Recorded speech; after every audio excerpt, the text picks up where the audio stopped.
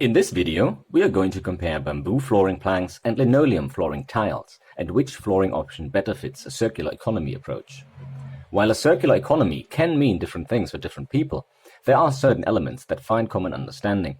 This common understanding will be outlined by 5 principles of a circular economy, and to what extent bamboo and linoleum flooring address these 5 principles. But before going into the 5 principles, we need to look at why bamboo and linoleum.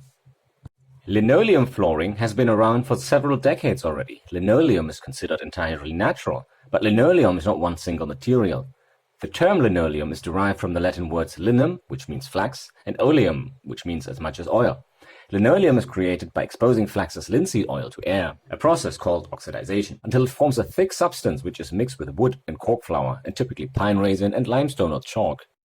Bamboo, although not a new discovery either, is only beginning to receive attention. Bamboo is a plant species native to the tropical regions of Asia and Latin America.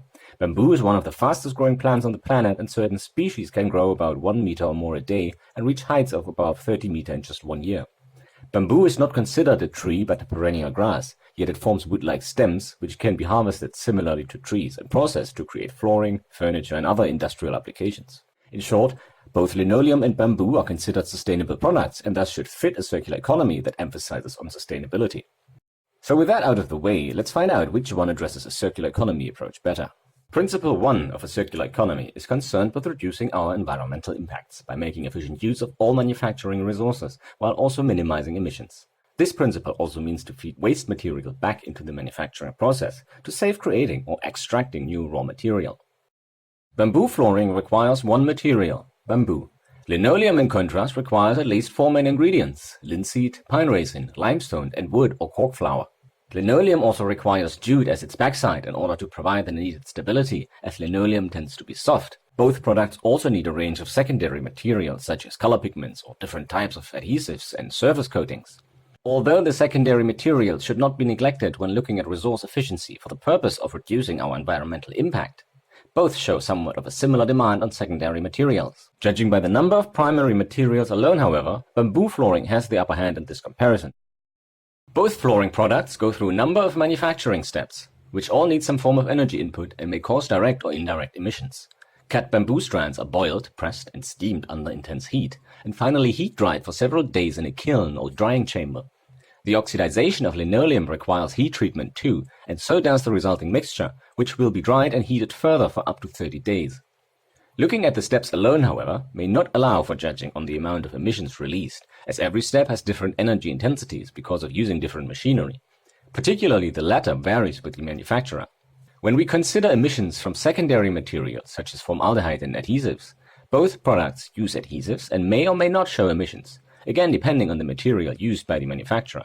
Then there's carbon dioxide. Studies have shown that both products have a negative carbon footprint, meaning that both products take carbon dioxide out of the air and store it for as long as they are not destroyed. 1 cubic meter of bamboo flooring can capture almost 15 kilograms of CO2, while 1 cubic meter of linoleum flooring captures 0.25 kilograms of CO2. With these numbers in mind, and that linoleum production and therefore energy demand is notably longer, bamboo flooring indicates a slight advantage when it comes to emissions. Reintegrating any material into the production cycle requires waste material to be collected, which in turn requires logistics for the collection. Apart from the waste separation processes at the waste management facilities, a targeted waste collection to recycle specifically bamboo and linoleum cannot be said to exist outside of the manufacturing process. That said, some manufacturers reuse leftover linoleum during their production to minimize the loss of raw material. As at least linoleum leftovers are actively reintegrated into the linoleum production itself, linoleum has the upper hand in this comparison. Principle 2 addresses the recirculation of a product and its components from a systemic perspective. That means to consider required logistics, business models, and the end user. A product or its components are to be made usable for a long time, and consequently should be repairable and reusable before disposing of it. By design, both flooring options are repairable. The modular system allows for replacing individual planks or tiles without the need for replacing the entire floor. While linoleum may need gluing the tiles to the underlying surface and may make it a little more difficult to remove, bamboo flooring may require more tools for installation. In terms of being repairable or replaceable, both options show no major advantage or disadvantage over the other. The reusability of bamboo or linoleum flooring may be limited to small-scale applications, provided we don't consider recycling at the production stage. They may be used to turn them into other items that have nothing to do with flooring at all, such as decoration or other crafts. As this consideration may be limited to individual use and creativity, both options are at best equal in this comparison. Both products require handling with care. Repeated brushing, walking, or moving objects across the surface will lead to abrasion and damage eventually. While bamboo flooring is harder than linoleum, it is also more susceptible to water damage, just like common wood flooring is. And while both floors are attributed with a long lifespan, linoleum has an advantage here, as bamboo flooring is said to last for about 25 years, while linoleum is said to last for up to 40 years. Therefore, linoleum shows a better result in this comparison. Material losses as well as emissions arise from wear and tear and simple weathering of the product. These losses should be minimized or avoided entirely to reduce extracting new raw materials for manufacturing and prevent hazardous substances from entering the environment. As a final solution, incineration may be considered for the side benefit of creating energy. When we consider that both products can last for decades, both indicate to have minimal material loss. And although the manufacturing process can lead to some material loss, it may be fed back into the production process, as in the case of linoleum. Both products may cause formaldehyde emissions, which then again can be substituted with alternative emissions-free substances. While linoleum can last longer than bamboo flooring, bamboo retains more carbon dioxide. At the end of the day, neither product seems to have the upper hand in this comparison.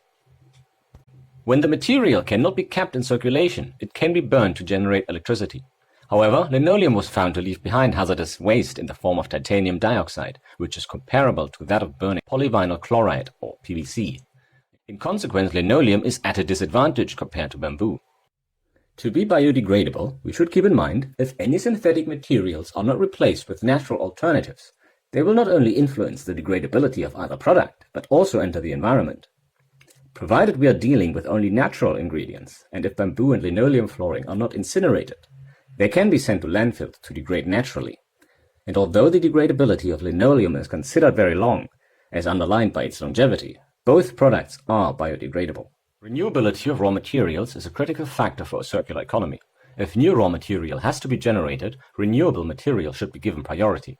Where non-renewable raw materials, in particular minerals, need to be used, such as in electronics, efforts should focus on substituting new material with recycled material. Having access to these materials is also critical. As we know by now, both flooring options are made of renewable plant matter. But because linoleum requires a range of materials, linoleum is at a disadvantage compared to bamboo flooring. Bamboo flooring consumes non-renewable resources through its coating, gluing, sanding, and boiling processes, with, for example, carbamide and adhesives, in aluminum or silicone and sandpaper. Linoleum also includes non-renewable material like carbamide and adhesive, and titanium or other minerals for coloring. While the consumption of non-renewable materials in principle can be replaced, linoleum uses calcium carbonate, or limestone, as a primary ingredient and therefore compares less well in this element. Resource criticality depends very much on where in the world we are as to ensure availability of the needed resources. Staying in Germany, flax and pines are native to the geographical region and climate. Limestone is also readily available in the country. Bamboo, however, is native to tropical regions of Asia and Latin America. While bamboo can grow in non-tropical climate conditions like in Germany, the colder climate will impact on bamboo's growth capacities. In consequence, bamboo is therefore at a disadvantage in Germany. Any economy requires energy to keep it functional, as every resource extraction and manufacturing step requires some form of energy input. Energy demands can be distinguished as being needed during the production, during usage by the consumer, and after its intended lifespan during disposal or recycling. Both linoleum and bamboo flooring go through a number of manufacturing steps. The difference is that the linoleum production lasts with up to 30 days, for about 4 times longer than the bamboo flooring production, and consequently requires more energy inputs due to a significantly longer production period. Bamboo flooring appears to be more efficient in this comparison. To keep it short, in this case, both flooring installations don't require any energy. Thus, both are comparing equal in this case. When disposed, both products don't technically require any energy as they are biodegradable. If any energy is required, it would be for sorting the materials from other waste. When it comes to recycling, we already know that linoleum can be reused in manufacturing itself. Linoleum being recyclable for the same product does attribute it with an indirect advantage, as it can feed back into saving energy during the production if and when it means that less linoleum needs to be produced. Thus, energy saved. And here we have a winner in this comparison. With a slight advantage over the other, bamboo flooring addresses the 5 principles better than linoleum flooring. But let's not forget that this doesn't indicate that linoleum flooring is inherently unsuitable for a circular economy, nor that bamboo flooring is the best possible choice. Depending on what materials and which products are compared, the results will change. And even when a product addresses all 5 principles better than another product in comparison, it does not indicate to be 100% environmentally friendly nor circular.